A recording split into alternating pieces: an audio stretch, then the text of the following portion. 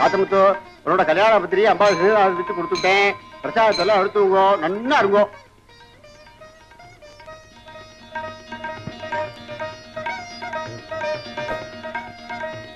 நம்ம ஊருக்கு ஒரு டாக்டர் வராருன்னா ஒரு பெரிய ஆச்சரியமான விஷயம் இல்லையா?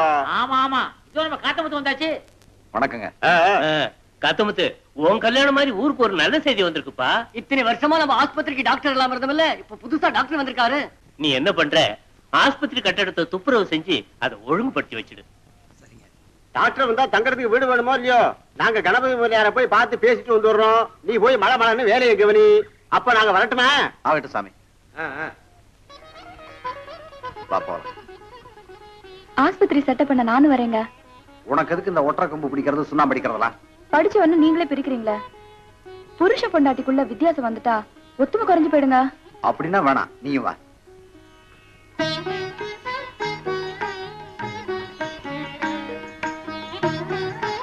மீனா ஒரு கைப்பிடிமா தூக்கு.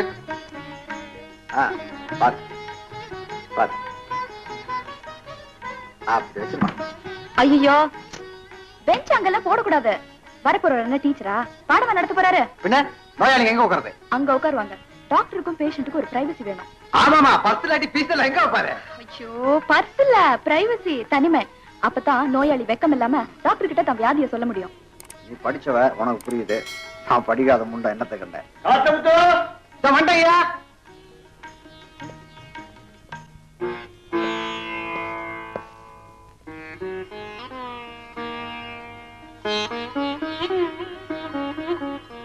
நல்லா இருக்கு. காம்பவுண்ட், கட்டடம் எல்லாமே நல்லா இருக்கு. இவன் தான் காத்தமுத்து, எங்க ஊர் சூரியன். எல்லாருக்காவும் காய்வான். வணக்கம்.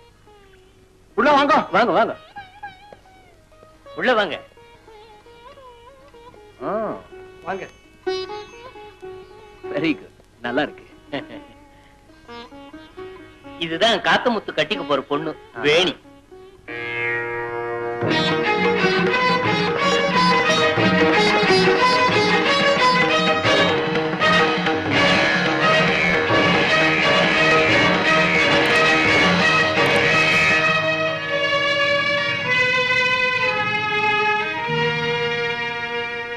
கடவுளா கொடுத்த சொந்தங்க. ஐசி லாட்டரி பெரும்பாலும் ஏழைகளுக்கு தான் அடிக்குது. You're really lucky. பக்கிங்களா? லக்கி, நீங்க அதிர்ஷ்டசாலின்னு சொன்னேன். ஆமா, எங்க வேணிய காணா? அதே